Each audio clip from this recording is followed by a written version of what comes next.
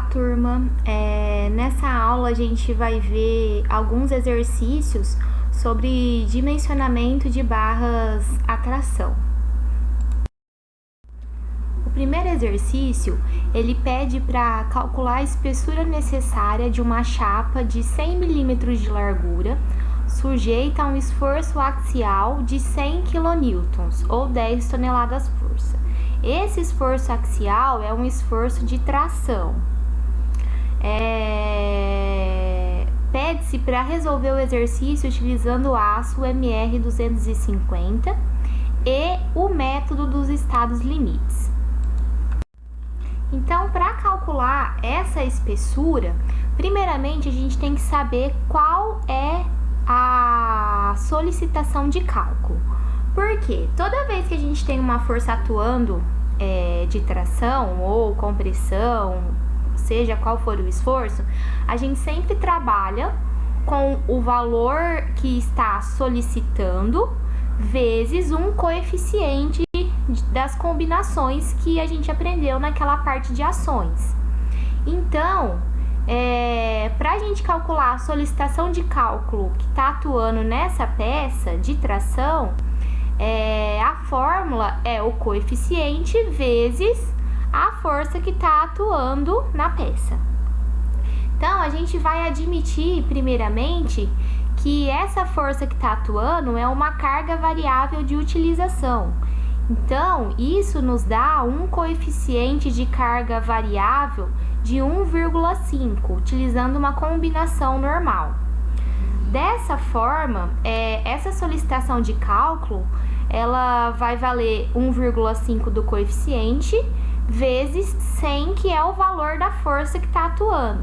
Então, tudo que eu for dimensionar, eu vou trabalhar com uma força de 150 kN, porque essa é a solicitação de cálculo. Então, para a gente poder calcular a espessura necessária, a espessura ela é a área da peça dividido pela largura, ou seja, a área é a espessura vezes largura.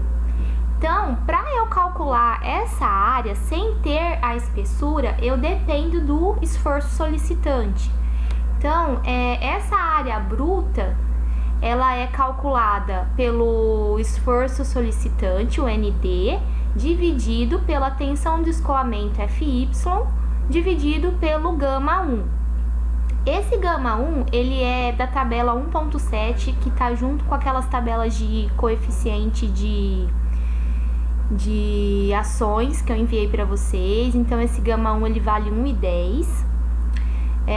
A tensão de escoamento do aço MR250, ele é 250 megapascal, que é a mesma coisa que 25 kN por centímetro quadrado. E por que eu estou trabalhando com área bruta e não com área líquida? Porque a gente está falando de uma peça maciça, a gente não tem furos na peça. Então, quando é uma peça maciça, a gente trabalha com a área bruta. Se tivesse os furos, a gente precisaria trabalhar com área bruta e área líquida.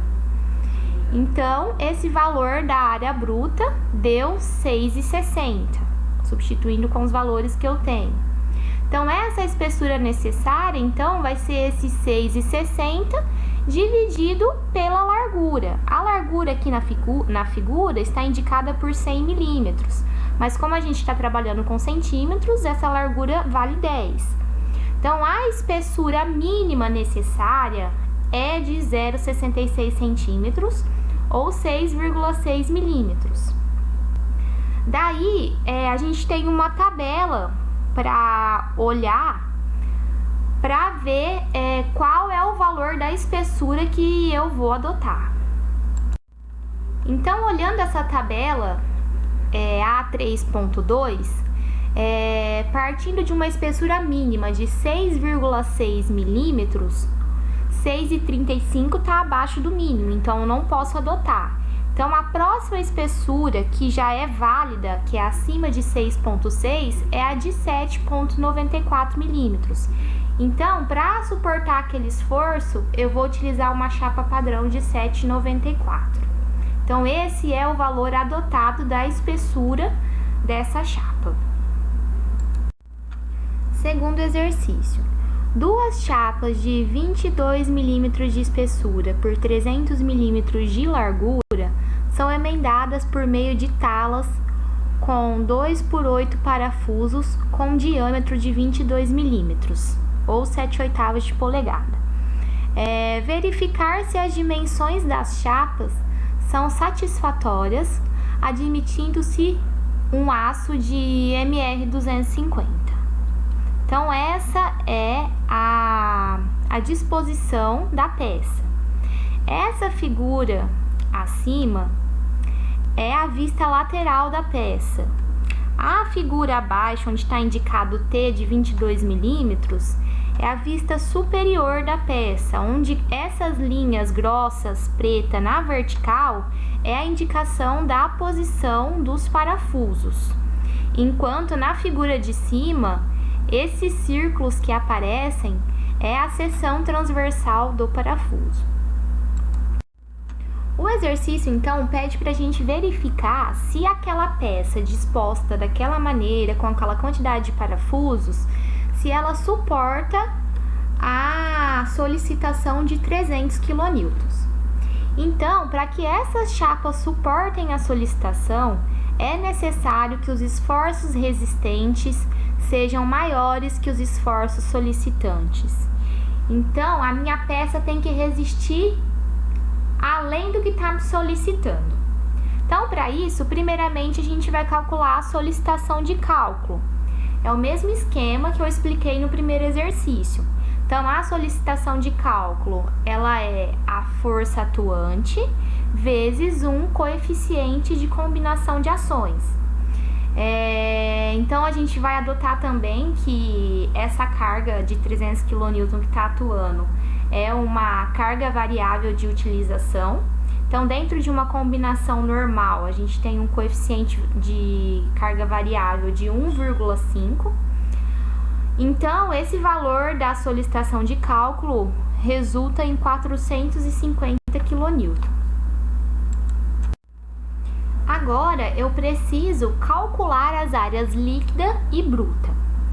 No cálculo da área líquida, eu tenho a fórmula de AN igual a largura da peça menos o número de furos que eu tenho na linha vertical, que está indicado por essa linha vermelha na figura, vezes o diâmetro do furo. Tudo isso vezes a espessura do parafuso, que a gente vê numa tabela. Então, o diâmetro do furo que eu considero é sempre o diâmetro do conector mais 3,5 milímetros, que é um valor padrão que é sempre considerado no diâmetro do conector para eu ter o valor do diâmetro do furo. Então, se eu tenho parafusos com diâmetro de 22 milímetros mais 3,5, eu tenho o diâmetro do furo de 25,5 milímetros, que é a mesma coisa que 2,55 centímetros. Então, jogando na fórmula do AN, da área líquida, então vou ter uma largura de 30 menos 4 parafusos que tem na linha vertical vermelha, vezes 2,55 centímetros, que é o diâmetro do furo, vezes 2,22 da espessura do parafuso. Eu vou mostrar no próximo slide como que a gente encontra esse valor da espessura do parafuso na tabela. Então, eu obtive uma área líquida de 44,04 centímetros quadrados. A área bruta, ela não considera a presença dos parafusos. Então, ela é basicamente a largura vezes a espessura do parafuso. Então, AG vai ser 30 vezes 2,22. Então, ele vale 66,6 centímetros quadrados. Então, é nessa tabela A5.1 de parafusos comuns padrão americano que a gente encontra o valor daquele D. Na descrição do enunciado, fala-se que são parafusos com diâmetro de 22 milímetros e tem esses 7/8 de polegada. Então, esse valor, ele é o valor da espessura do parafuso. Então, esse valor dele está em polegada. Se a gente tá aqui na primeira coluna, se a gente olhar na segunda coluna, nós temos o valor em centímetro que nós precisamos, que é de 2,22. Então, é esse valor 2,22 que foi utilizado no valor do enunciado anterior para calcular área líquida e área bruta.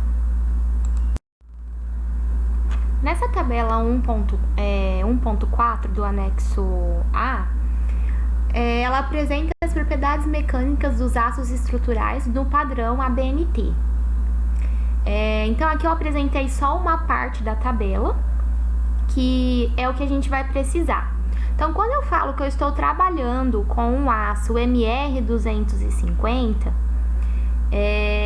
nessa tabela eu consigo ver qual é o valor da tensão Y de escoamento e a tensão FU, que é a tensão de ruptura, que são valores que eu vou precisar para calcular os esforços resistentes de projeto. Então, se a gente olhar aqui no aço MR250, FY vale 250 megapascal, que é a mesma coisa que 25 kN por centímetro quadrado. E esse mesmo aço tem uma tensão de ruptura que varia de 400 a 560. Então, a gente vai adotar o valor de 400 megapascal, que equivale a 40 kN por centímetro quadrado. O esforço resistente de projeto, ele é calculado pelo escoamento da seção bruta ou pela ruptura da seção com furos, que é referente à área líquida. Então, no escoamento da seção bruta, a fórmula desse esforço resistente é a área bruta vezes a tensão de escoamento dividido pelo γ1. Esse γ1, ele vale 1,10. Então, a área bruta a gente calculou e o FY é da tensão de escoamento de 250 megapascal, que no caso é 25 kN por centímetro quadrado. Então, o esforço resistente por escoamento da seção bruta deu 1.513 kN. A ruptura da seção com furos, que é referente à área líquida, esse esforço resistente ele é calculado pela área líquida, que a gente já calculou, vezes a tensão de ruptura dividido pelo γ2. Esse γ2 ele vale 1,35. A área líquida a gente já calculou de 44,04 e a tensão de ruptura que a gente viu na tabela vale 400 megapascal, que é o equivalente a 40 kN por centímetro quadrado. Então, esse esforço resistente pela ruptura da seção líquida com furos, ele vale 1.304 kN. Então, como a gente pode verificar, todos os valores, os dois valores de esforços resistentes foram maiores que a tensão, a força solicitante, o esforço solicitante.